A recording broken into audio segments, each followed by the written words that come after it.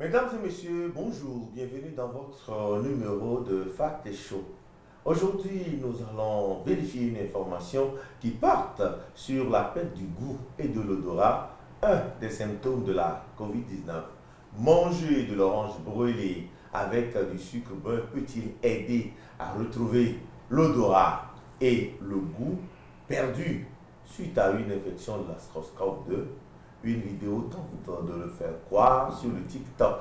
Pour vérifier et élucider cette information, nous avons invité le docteur Kofi Ebenezer Agotiafan, directeur préfectoral de la santé Golfe, l'un des acteurs sur le terrain contre la COVID-19, et Madame Sika Yaniko, coordinatrice de Togochet. Chers invités, bienvenue. Installez-vous confortablement.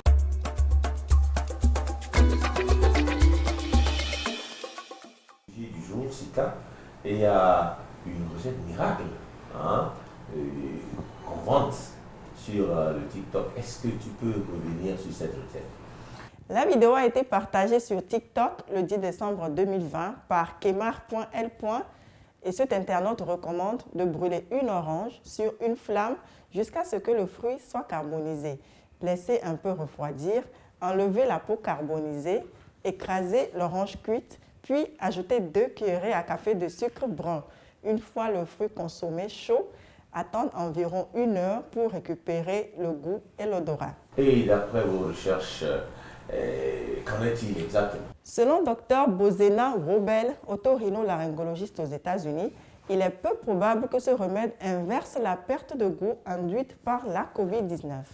Manger une orange sucrée peut être extrêmement stimulant pour vos papilles, explique-t-elle, mais cela ne rallume pas l'olfaction. Parce que la perte d'odeur liée au COVID-19 s'améliore finalement chez la majorité des gens, certains se remettaient peut-être déjà de leur perte d'odeur, a-t-elle expliqué. De plus, il y a toujours la possibilité d'un effet placebo parmi ceux qui croient que le remède a fonctionné pour eux, ajoute Dr Robel au magazine américain Shape Magazine dans un article publié le 22 décembre 2020. Pamela Dalton, docteur en psychologie expérimentale aux États-Unis, a déclaré le 17 décembre 2020 dans un programme de la chaîne américaine NBC qu'il est probable que les personnes qui ont tenté ce remède pour retrouver leur sens aient déjà retrouvé l'odorat et leur capacité gustative, mais qu'elles ne le savent pas.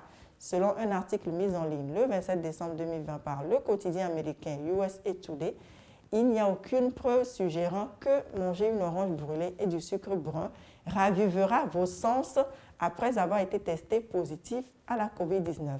Les experts ont mis en garde contre le remède et les personnes qui ont contracté le coronavirus commencent généralement à reprendre leur sens par elles-mêmes dans les 4 semaines suivant le test positif.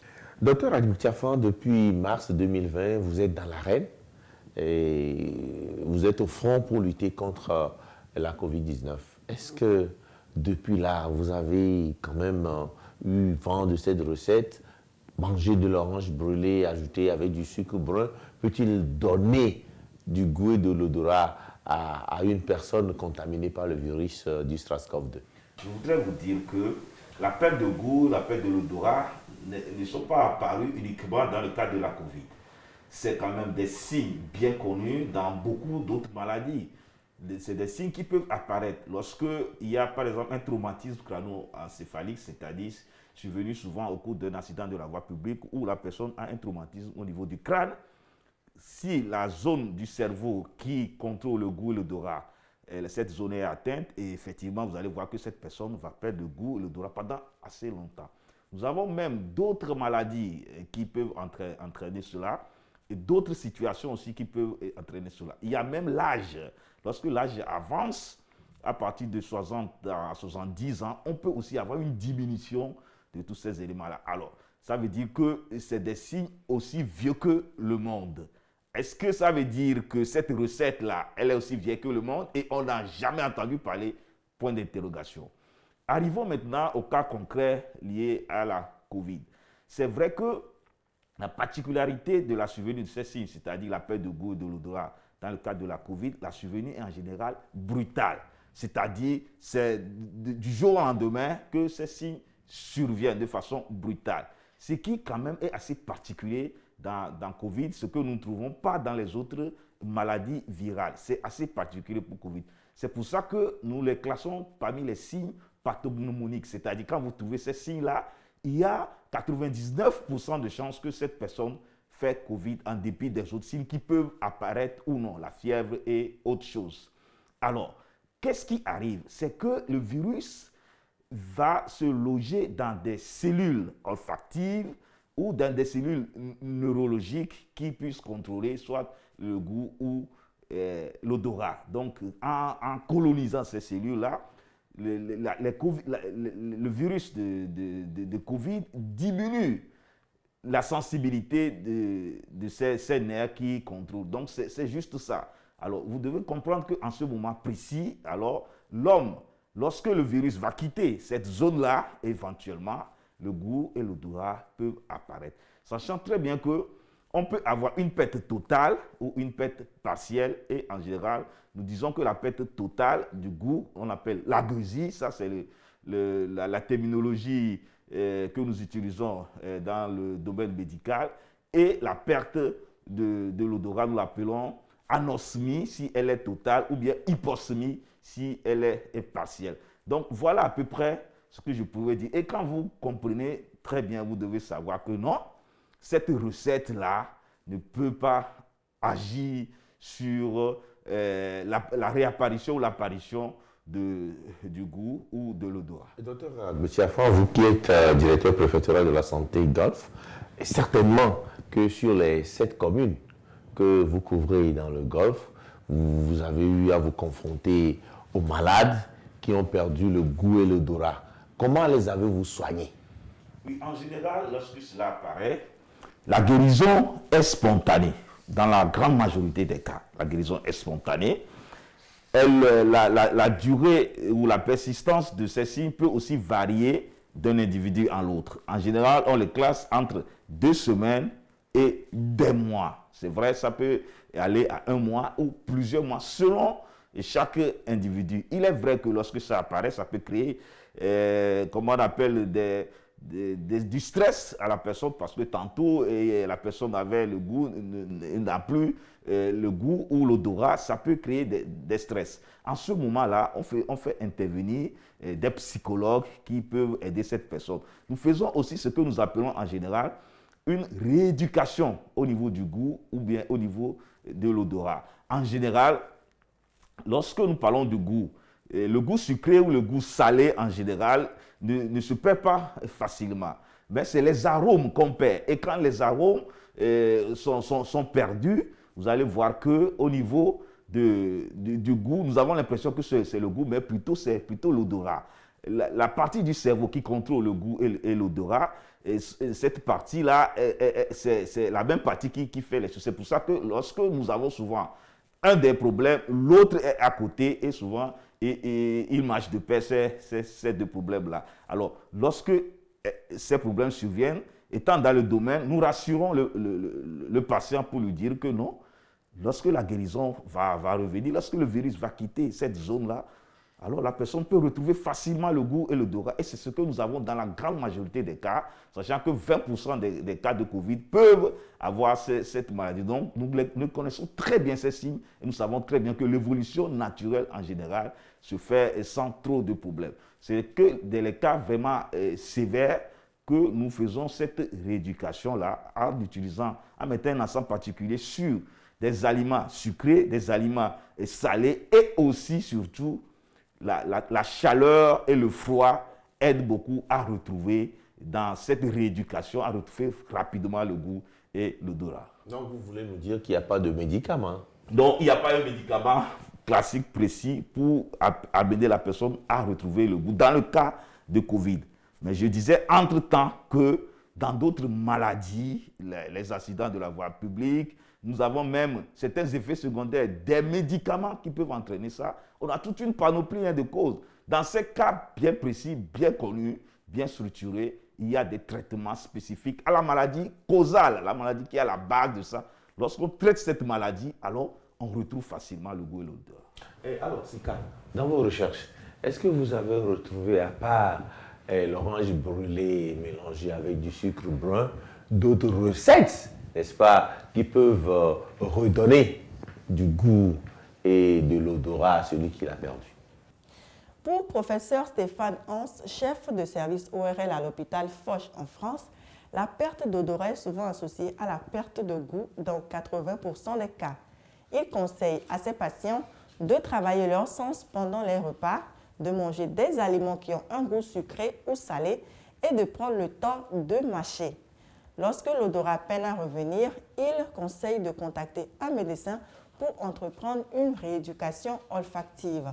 Cela consiste à sentir 3 à 5 odeurs fortes et reconnaissables achetées à l'épicerie ou bien en se procurant un jeu de société, initialement pour enfants, qui consiste à découvrir l'odeur qui se cache dans de petites boîtes. Parallèlement, professeur Hans prescrit des corticoïdes par pulvérisation nasale. L'administration de corticoïdes locaux matin et soir après nettoyage du nez au sérum physiologique fonctionne bien chez les patients en l'absence de contre-indication, a-t-il expliqué dans un article publié le 3 février 2021 par le site internet dédié à la santé et au bien-être doctissimo.fr. Mais il ne faut pas être pressé car une rééducation olfactive peut parfois durer 6, 9 ou 12 mois, précise Dr Claire Van der Steen, chirurgien ORL au CHU de Nice en France, dans un reportage réalisé par France Info et publié le 1er juin 2021. Les recherches nous ont aussi dirigés vers d'autres approches pour aider les personnes souffrant de ces maux à réapprendre à apprécier ce qu'elles mangent. C'est le cas du livre de cuisine Taste and Flavor, mis au point par Life Kitchen, une ONG britannique qui travaille déjà avec des personnes qui ont des troubles du goût liés à des cancers. Ce livre propose une gamme de recettes qui utilisent des combinaisons d'ingrédients et d'autres facteurs sensoriels qui aideront les personnes à tirer du plaisir de la nourriture et retrouver leur bien-être général. Alors, docteur, qu'est-ce que vous avez à dire sur ces recherches?